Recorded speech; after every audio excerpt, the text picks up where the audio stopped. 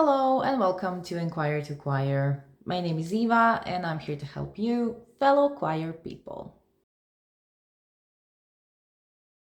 In this video, we're going to discuss what to do when you enter the concert space, the performance space your choir has to perform in, and you realize the acoustics is really bad. Not everything is lost in that situation. There are things you can do, and I hope you find these bits of advice very useful. So let's start with the video. A really quick intro this video, I know. When we talk about bad acoustics, that is a very relative term. I hope you realize that if you have a permanent rehearsal space, the acoustics of that rehearsal space is something you are used to. So anytime your choir and you as a choir director go anyplace else, the acoustics will be different. Sometimes we interpret the different as strange or bad.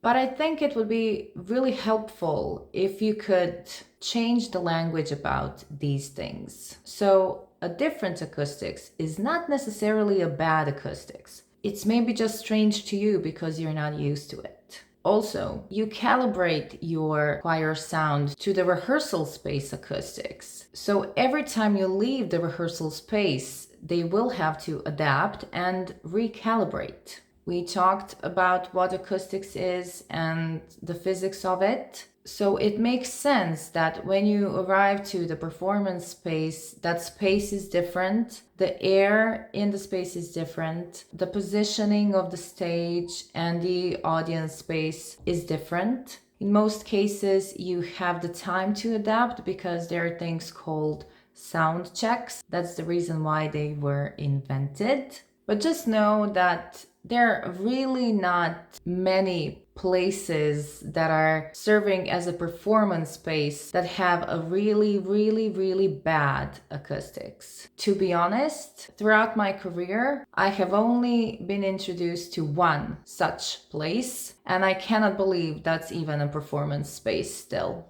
It's like really bad.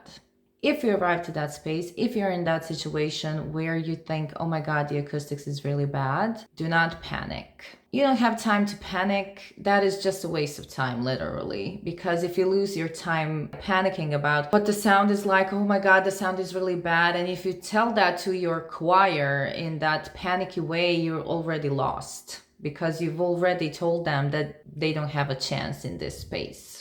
And mind you, be aware that if the acoustics is really bad, the people who have it worse is your choir singers. They're the ones who have to fight it the most because they're singing and you are not. You're trying to handle that, but they're the ones who really feel that the acoustics is different. So if you don't panic as the choir director, you're giving them a much better chance to handle the situation better. If you are in an empty space and having a sound check, you don't have to panic because it will definitely be better when there are people in the audience. The focus of the sound will be better when the audience is in because they reflect the sound to you and you will hear yourself better. The choir will hear themselves better, which works in your favor. If you are at a competition or some kind of a convention or a festival, arriving to that space and thinking, oh my God, the acoustics is really bad, will be the worst there. It will really affect the amount of quality we get in comparison to the other choirs. One of the best truths about bad acoustics in that situation is it's the same for everyone. That was a consolation to me when I realized that, because if the acoustics of the room is really not favorable, then every choir and every performer in that space has the same problem with it. So the whole thinking of, oh my God, my choir is going to be the worst, that's actually not true, because every choir director will be thinking, oh my God, what is wrong with this space? So let go of that thinking as well. And another consolation, people in the audience can recognize if the acoustics is really not favorable. You know, I've never heard someone telling me your choir was the worst because you didn't handle the acoustics really well. It's always your choir was very good, but the acoustics is not really supportive of the sound. So bad luck. People in the audience are aware if the acoustics is really not working for the sound. Then if you think about it, if you try to remember now some of the comments you would get after the performance in a really non-acoustical space, I think you could probably remember people commented on the fact that the acoustics was this and this and not the choir was bad. In general, do not panic. You have a chance to handle this in many ways. Let's think of some.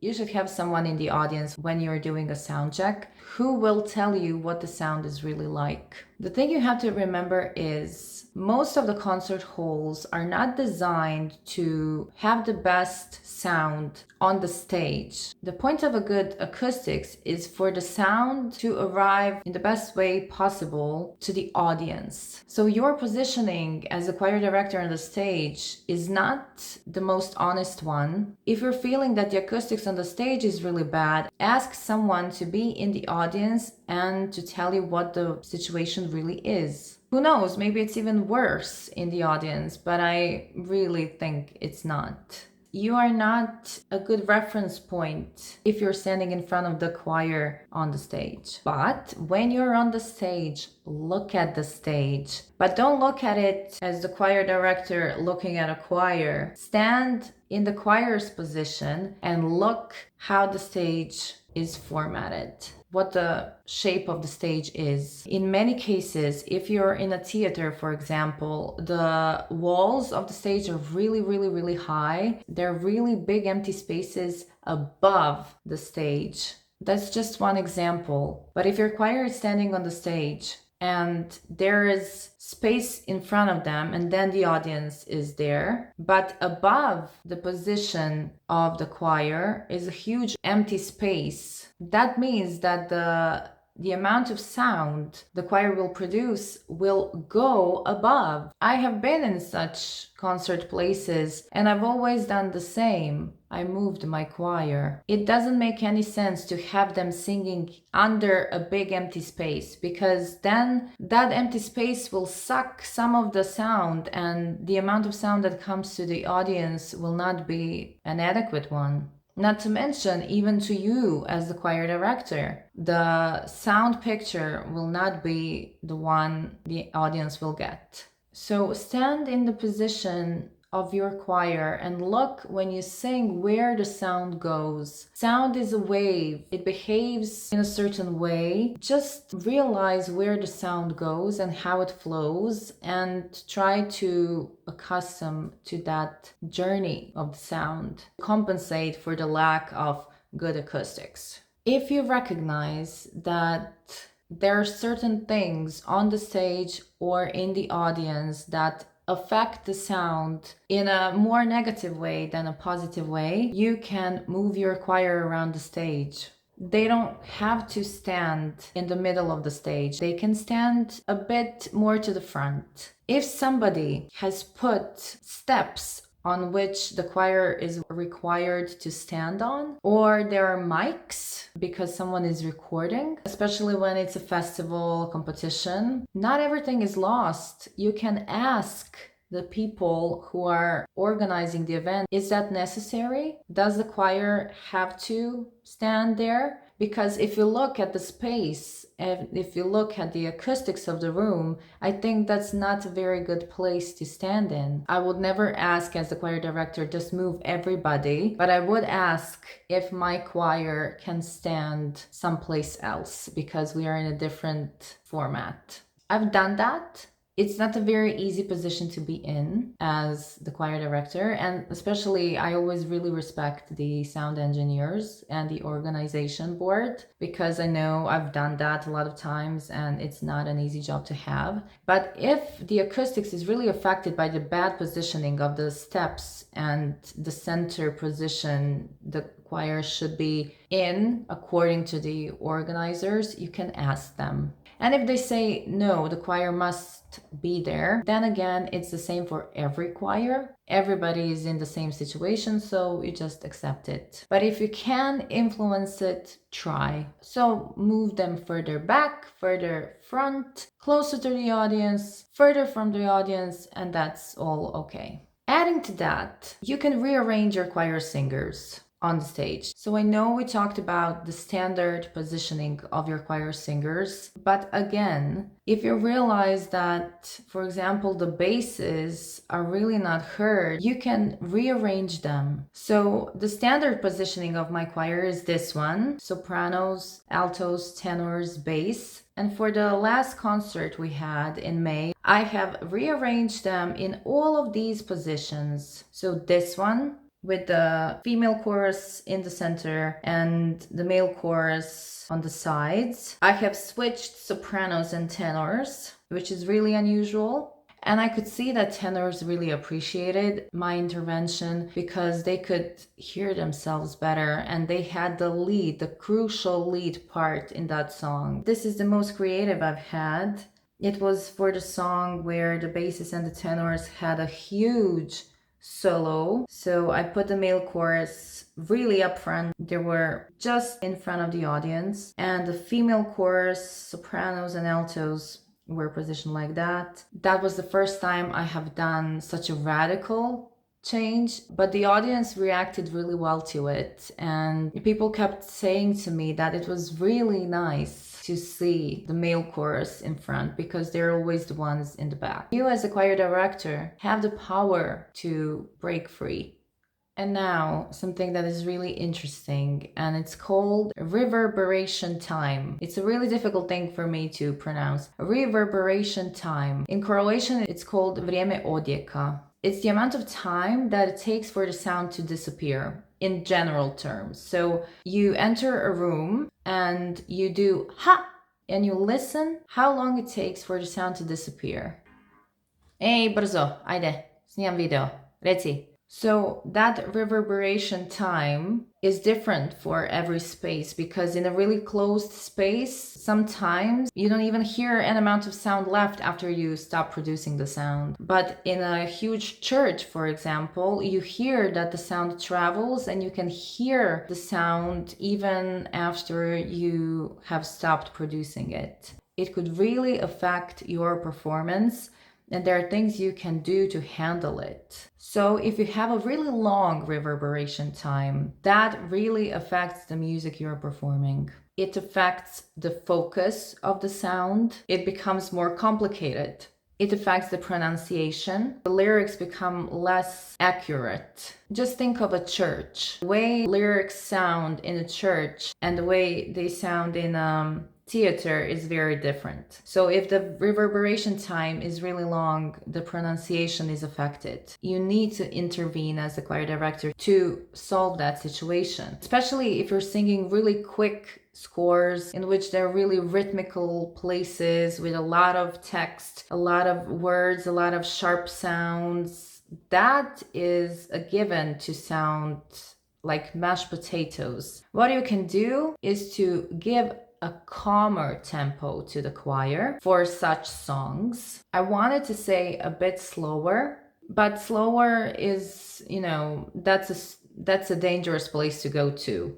I would say a calmer tempo. So the beat is there, but it's less active. You need to instruct your choir to articulate better, to emphasize a bit better for the sound to sound like it should sound. Again, for them it will sound strange, but as a whole, for the audience, it will sound better. I would also advise you to give less power to the sound. A more powerful sound, a forte sound, will last longer and it will affect the music that is coming afterwards. And that affects also the endings of a phrase, the endings of the melodies, the endings of a part in the score. It has to be really precise. Maybe even a little bit shorter. More precise endings, quicker breaths, even less power. Just think of it as all of the singing lasts a lot longer than you are spending producing the sound. So all of that leftovers can really mess up the sound and you have to balance that out. Of course, the complete opposite is for the shorter reverberation time. One of the worst acoustics is if it doesn't even flow anywhere. It just stops when you stop producing that. And that's one of the worst cases. That's That's what I would consider bad acoustics, where there is no support from the space we are singing in.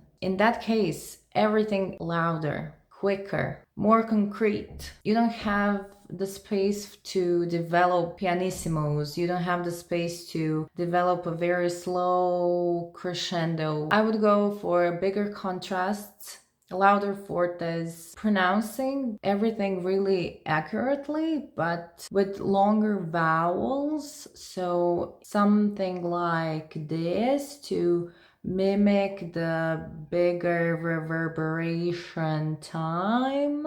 We also talked about how the sound needs media, it needs the particles to move. And if you enter a room and realize that the air in it is really dry, you cannot affect the space around you, and that when it comes to the air in it, but you can drink water before the performance. You can affect your vocal apparatus in such a way to give it a better chance. But again, in that case, that's just the way it is for everybody, and just remember that space as having that kind of an acoustics. And speaking of remembering, one of the biggest advice I have for you is to write down, after the performance, you write down what the acoustics was like in that space and for that performance and for several songs, for everything you need to remember, everything you have learned about the acoustics in that space. Why? I suppose that there are not an infinite number of performance spaces in your choir culture, in your country, in your town. Some things repeat, some situations repeat, some spaces repeat. Write down the acoustics for one very important reason. The next time you're going to perform at a certain space and you know it beforehand, you could choose a better repertoire for the performance. The ultimate way how to win in a place where the acoustics is really bad is knowing what the acoustics is like at that place and choosing the repertoire that is giving you the best chance. For example, I mentioned that there is one place I know that the acoustics is really awful, and I do not understand why some of the choir conventions keep happening there. It's like, why? But they are every year. I am so proud of myself because this year when we went, I chose the best repertoire and it made a huge difference. It's a convention, many choirs are there, and it was really obvious that my choir had a better chance. It is a really dry place. It is a really short reverberation time. There is no such time there. Every sound stops even before you've stopped producing it. And I knew that anything long, slow, really in need of resonance to sound good, any really developing song, that it requires time and acoustics to help it, I didn't choose anything. I chose 3 songs that were really short, really quick, rhythmical, effective, be memorable, the contrast in dynamics distinguishable. So the biggest advice is to write it down. Doesn't matter if it was in a different state, in a different country, and you think, I will never perform there again. No way. I mean, what are the chances? Write it down. How many times in my life I have been back to a place where I never thought I would be back to, and it was like, oh my God, I forgot. And I felt like I did my choir a disservice because I was thinking, I want them to sing this. They can show a lot with this song. And then it turns out that it's like, nothing is possible in that space because I forgot what the acoustics was like. So it really helps you to write down the things you have learned about the acoustics in a particular space. So the next time you're going there, you can choose better, more appropriate, more favorable repertoire for that acoustics. That was it. If you wish to see more from the channel, you can subscribe, you can watch all of the other videos here. If you wish to talk to me, you can email me. If you have any questions, you can start putting them in the comments or emailing me about them, because soon there will be a Q&A because we are approaching a certain milestone here on the channel. And that's it. Thank you for watching. Conduct well, conductors, and I'll see you next time. Bye!